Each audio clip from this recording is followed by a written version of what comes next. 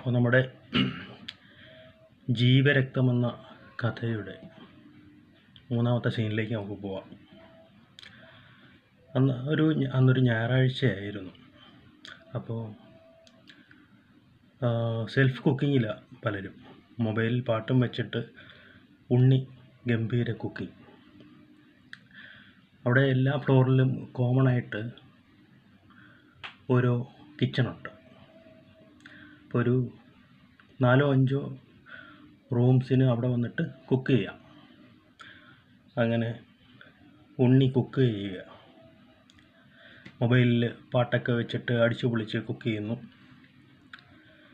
അപ്പോൾ അവിടെ ഡോറിൽ പാത്തും പതുങ്ങി 2 കണ്ണുകൾ.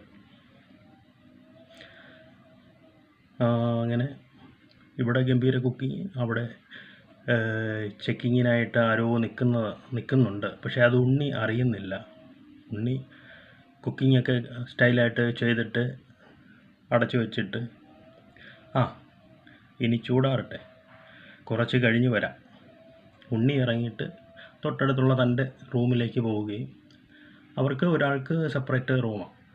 അപ്പോൾ അവിടെ ഡോർ അടച്ചിട്ട് അവിടെ നിന്ന് പാട്ടൊക്കെ കേൾക്കുന്നു.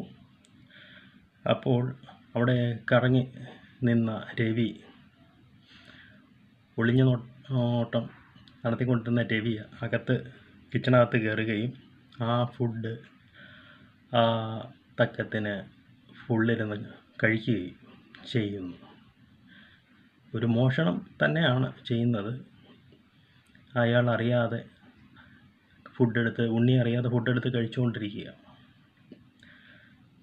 അതെല്ലാം കുറച്ച് കഴിഞ്ഞ് ഉണ്ണി വരാറാവുമ്പോൾ, ഡോർ തുറക്കുന്ന സൗണ്ട് കേൾക്കുമ്പോൾ രവി അവിടുന്ന് പതുക്കെ